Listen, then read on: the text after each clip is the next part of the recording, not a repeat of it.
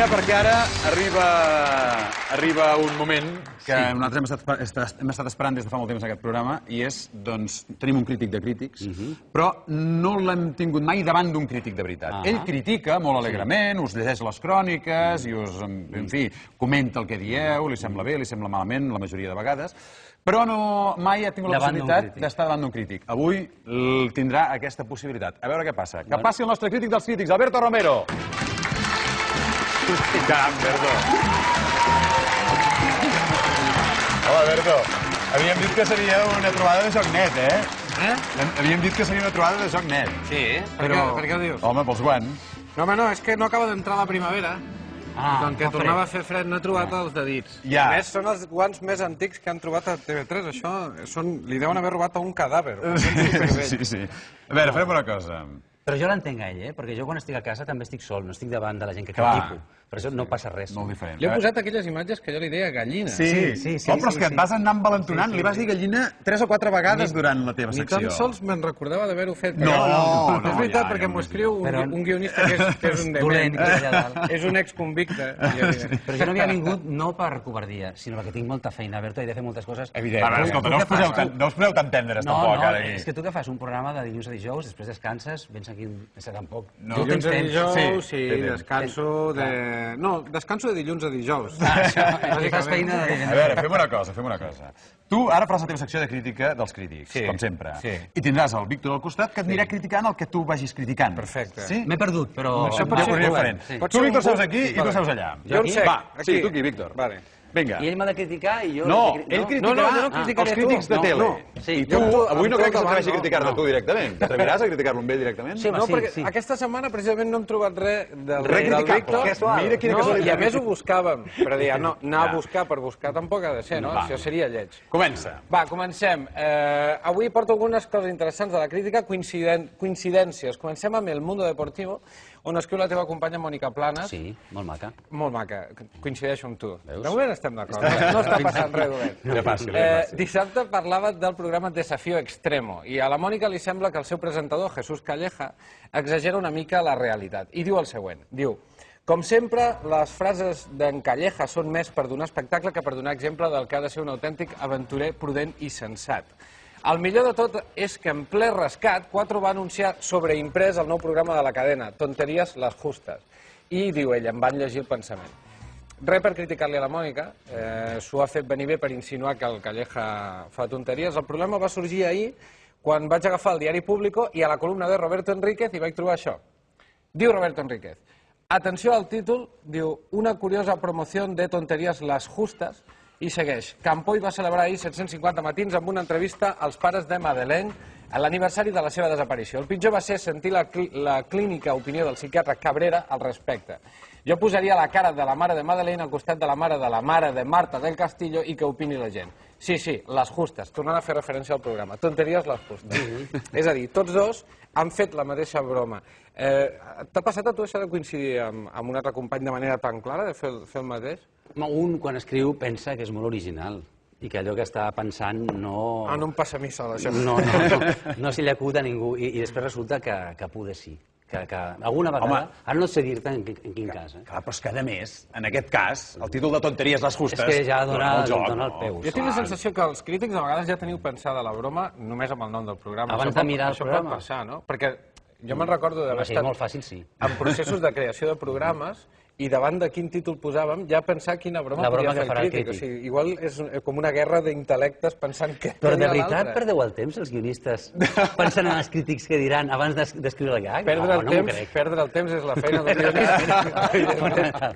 Jo, de pas, ja que estem en aquest tema, dono altres opcions per fer broma amb noms de programa. Per exemple, si en un programa apareix un tertulià borratxo, podeu dir que és fan de Bob Esponja.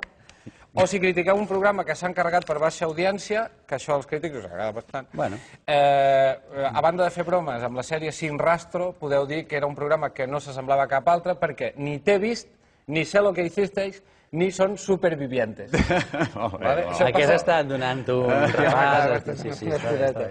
Això passa per mirar els mateixos programes, però no podríeu, entre crítics, que tampoc és un col·lectiu molt gran, no? Sou pocs. Pactar. Clar, trucar-vos i repartir els programes. Diu, mira, jo faré això. No, això de fet, al diari La Vanguardia, que és on escric, ho fem els crítics que hi formem la parrilla de crítics, no? És a dir, Entre el mateix diari. clar, ens repartim els dies. És a dir, jo quan publico els divendres m'he de mirar la tele la nit de dimecres i dijous fins al migdia. El Sergi Pàmies... Ininterrompudament. Ininterrompudament, sense parar. No pots anar a fer un pipí ni res. Però de vegades ens trepitgem també una mica. Però això també està bé, perquè també vols saber les diverses opinions, no? Per exemple, saps Clar. la línia que té el Víctor Amela, no? I després saps la que té un altre. Llavors dius, hosti, a veure què diu un i què diu l'altre, no? I segurament entre totes t'acabes fent una crítica més... Exacte. La tasca del lector és comparar crítiques, no? No teniu res més a fer, els lectors no teniu res més a Home, fer. tenim moltes coses a fer. Has insinuat diverses vegades que ens toquem els ous molt, però... No. Posa't els guants Dono una per la feina. Si em vols... Va, continua. Va, un article també de la Mònica Planes. Aquest és d'ahir. Parlava... Què t'ha fet la Mònica? Res, sí, tampoc, mira, és que he trobat aquests dos. Parlava de la programació de diumenge a la tarda i diu: a 2:45, moltes famílies van menjar la fideuà amb la tele posada per veure el Liverpool-Chelsea, que podia decidir la Lliga Anglesa. No obstant, Televisió Espanyola va decidir acabar d'emetre un documental sobre ànecs i diu: vist un, vistos tots. I fins que no van aparèixer els crèdits no vam connectar amb Anfield. Aquí no vull que us fixeu en el fet que la Mònica Planes els diumenges menja fideuà, tot i que també seria un tema interessant per debatre. És una dada interessant a retenir, però ell es queixa que per culpa d'un documental de patos, diu ell, visto uno, vistos todos. I no van fer el futbol per això. A mi em sembla més que un partit de futbol és molt més vist un, vistos tots, que un documental de patos. Home, no, Berto. No ho sé, potser sóc jo que tinc una malaltia que em fa hipersensible als temes dels patos. Dels animals, o... Seria una patologia. Perdó, no. Perdó. Si us ha agradat, no, tinc una altra.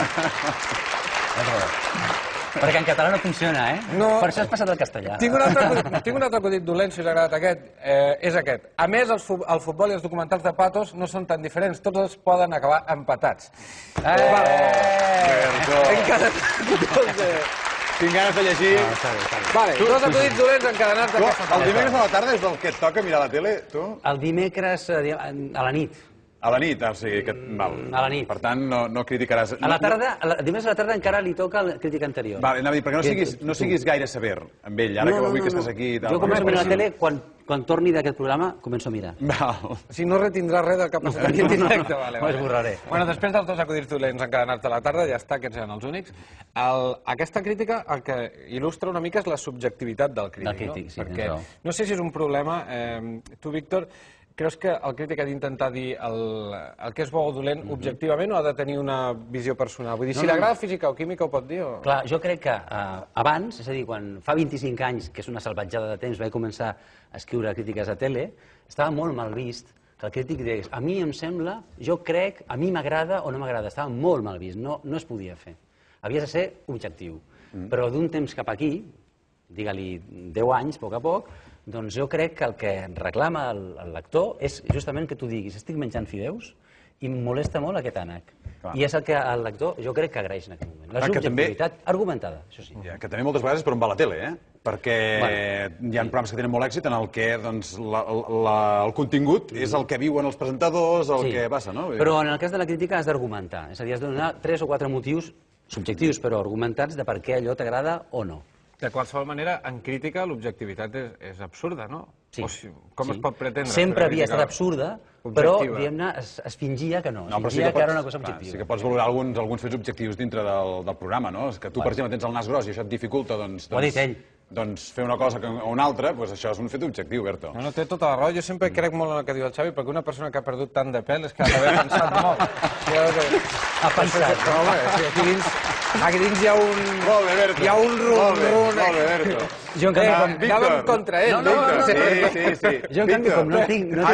No, espera que li digui una cosa. Jo, com no tinc cap idea... Mira, és veritat. Clar, és que això era una crítica contra mi, però tampoc no l'he deixat gaire ben bé. S'està llepant tothom aquesta tarda. No, estic al loro, Víctor, ha arribat el moment. Fes la crítica del nostre crític de crítics. D'ell? Sí. Et sembla bé que aquest espai... M'agradaria molt si la pots fer amb cites, que m'ha agradat molt el rotllo cites. Et sembla bé aquest espai? Criticar els crítics és una cosa que... De veritat, no ho tinc preparat, no tinc cap cita, ha salido màquines. Bueno, que em sembla que fas molt bé. Primer, fas molt bé en fer aquesta secció, o fa molt bé ell en contractar-te per fer aquesta secció. Gràcies. O una altra persona que ens hagi contractat a nosaltres. I que ha permès que em convideu per parlar del meu llibre. Antologia de cites. Oh, mira. Per cierto. Has dit la de Sabadell, ho has dit ja. Molt bé. De Sabadell? No, que aquesta tarda al Corte Inglés Sabadell presentem el llibre a les 7 de la tarda. Sí. Bueno, Tu sí que ho fas bé. que ho fas molt bé, de veritat, i que m'agrada moltíssim la secció. Molt bé. I que ja era hora que algú digués 4 coses sobre els crítics. Sí, senyor. Doncs això estem tots d'acord. Gràcies, Víctor Amela. Gràcies, Berto Romero. Gràcies a tots dos. I aneu, ara podem anar a fer unes copes i una... I tant. Sí, abraceu-vos, Víctor. Gràcies. Adéu, Xavi. Adéu. Ai, Déu meu. Anem cap a